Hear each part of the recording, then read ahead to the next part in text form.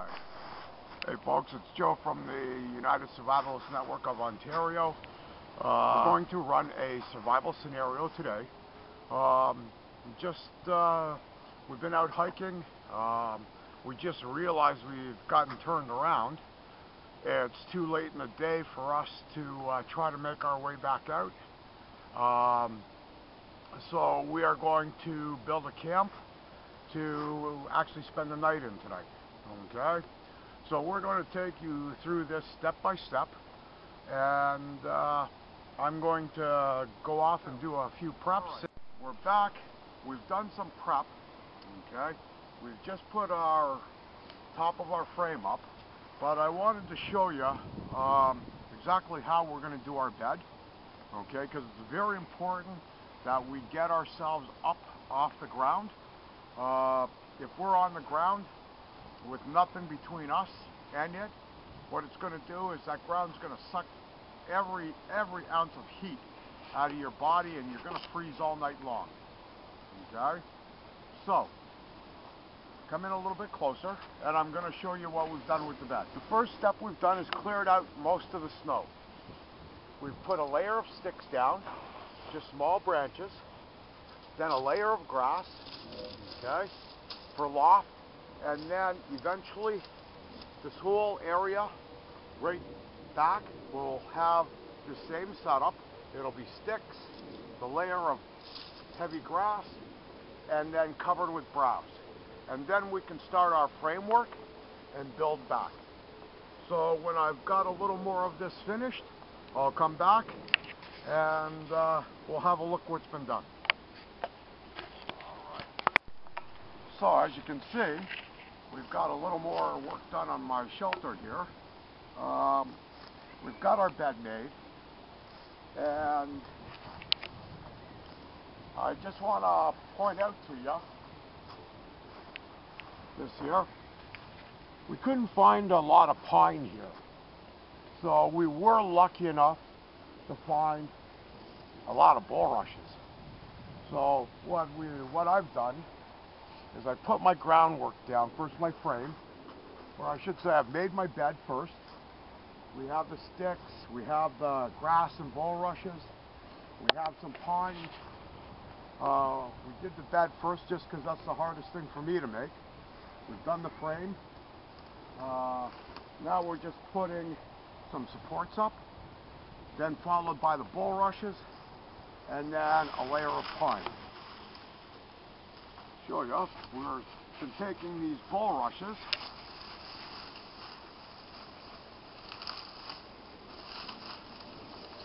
and all they do is just add a little bit more cover to our shelter. And just because there's so many of them here that we can do this, and once we get that layer of rush on there,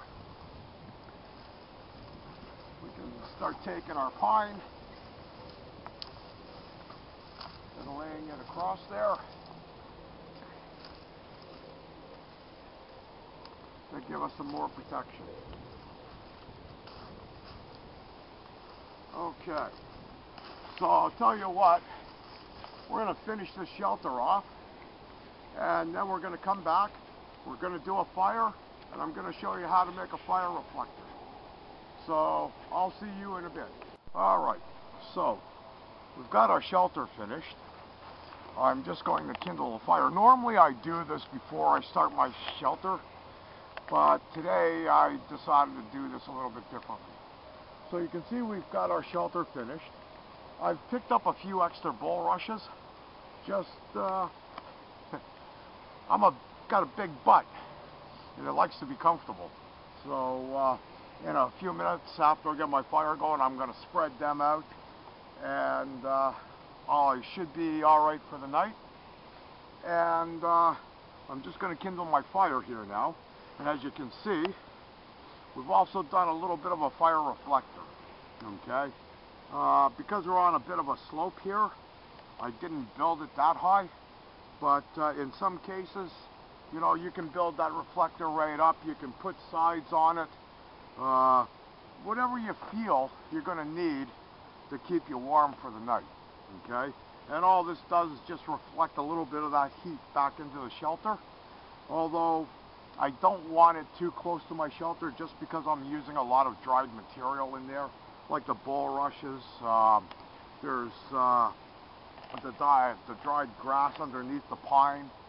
So there again, I'm just being a little extra cautious. So bear with me a minute here. I'm going to get my fire going. And today, you'll notice I'm not using the last ditch kit, even though I always carry one. I'm using a magnesium bar with a flint rod glued to the back of it, and just a piece of hacksaw blade, and of course Joe's standard issue cotton balls. Alright, so here we go.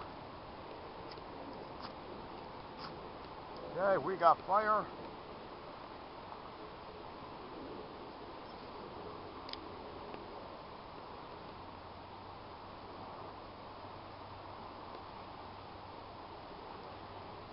The smaller stuff on it.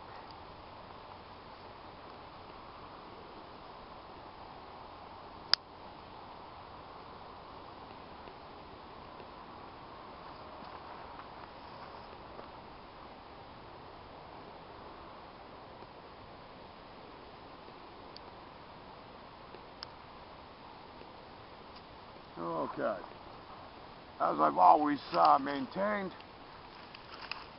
you should be able to make fire anywhere, anytime, any place, no matter what. Okay, so I've got everything done. I've got my shelter built for the night. I'm nice, dry, comfortable, and actually my big butt is warm. Okay, I got my fire going. I got a little bit of a reflector there. While I'm waiting for my hot chocolate to boil, I just wanted to talk a little bit to you about these space blankets. I know you're used to seeing the small little square ones. However, I stopped carrying them. I know that a lot of people like them. I just found that they're too small for me, okay? I've used them in the past and I always ended up freezing with them just because they're too small, okay? So I'd like to show you this one. This is one that we often carry in our packs. It's a lot more durable than some of the ones that you buy for $2 and $3. It's very good, very durable, and if worst come to worst, I could actually form and make a waterproof shelter out of this one. Okay, and it's big enough for me to cover myself with, or line the back of my shelter with, just so I could have some heat from my fire reflecting back onto my back. And that's probably what I would do with this particular piece here, is I may run it back down the back of me here later, just so whatever little bit of heat that's being reflected from my fire reflects back onto my back. Okay, so that's the big blanket. The other one I wanted to talk to you about, okay, is from Adventure Medical Kits. And this is the one that I have started carrying instead of the just a straight blanket, okay? And as you can see, it rolls up into a really small package. Okay, so we're going to unroll it. And basically what it is, it's the same as the blankets that you get, say at Canadian Tire. Okay, but instead of just being a blanket, this is actually a sleeping bag. So I'm going to unfold it here for you. And it's actually a fair size. Okay, so there we go. And we'll open it up, and it's got the same reflective material, okay, as the solar blankets or the the Mylar blankets, whatever you choose to call them. but instead of being just a blanket, this one's actually a sleeping bag. Okay, and to me that's probably a whole lot better than a blanket. I can actually crawl right inside of this tonight and stay fairly warm. As long as I'm not real chilled when I get into this, I should be all right. Plus I've got the big blanket that I'll probably put behind me here. That'll reflect some of this fire back to me, or the heat from the fire back to me. And as you seen earlier in the video, we insulated this shelter really good from the ground. Like, we've got a big layer of sticks like this on the very bottom, followed by a layer of this grass, okay, and bulrushes, then a layer of pine underneath it, and then just for added measure we added another layer of bulrushes, okay. And so we are really well insulated from the ground, and that is probably half the battle right there, okay. So remember, you can get these blankets here, I believe at LeBaron's, and I think they run about $14, which is not a bad deal, considering, you know, with a blanket, with just a straight blanket, you're probably, you know, going to have parts of you sticking out in the middle of the night. They're going to be hard to wrap around you. You know, you're always going to have some little pockets sticking out with a blanket. With the excuse me, with these sleeping bags, you can snuggle right up into them, and it's just a catch. You've noticed that we've built this shelter facing the south, okay? So tomorrow morning, when I wake up, the first thing I'm going to have is that nice bright sun shining into me. Hopefully it's nice tomorrow morning, and there will be sun, and that sun will rise and hit me right here. Okay, the wind's prevailing from the north, so you know we should be all right. So with that, I'm going to have some hot chocolate, and we'll see you in a bit. Hey folks, okay, as you can see, fire got a little smoky on me, and I just wanted to show you this. So this is now finished, okay?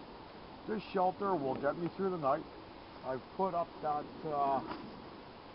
reflective blanket that I had. I've got my Adventure Medical emergency sleeping bag down, and this is going to get me through the night, and it's gonna see me through till tomorrow morning, where at least I'll come out of this all right. We've got our fire going, we've got a bit of a reflector, any heat reflected back into the shelter is going to be reflected down to me, and of course I'll still have my bag. Okay, I've got a hot drink, I've got a way to boil water should I need it. So basically this is how I would end up spending the night in the bush. You'll notice that we never used any rope in this shelter. The only thing that was used to build this shelter was the K-bar, okay? And a couple of my Ranger bands that I took off here just to hold up the tarp, okay? So that's it, folks. No rope, just natural materials and stuff that we found lying around to make our lean-to, and basically that's it. I hope you've enjoyed this video. I hope it's of some use to you and you get something out of it. This is Joe, and saying so long for now, and thanks for watching.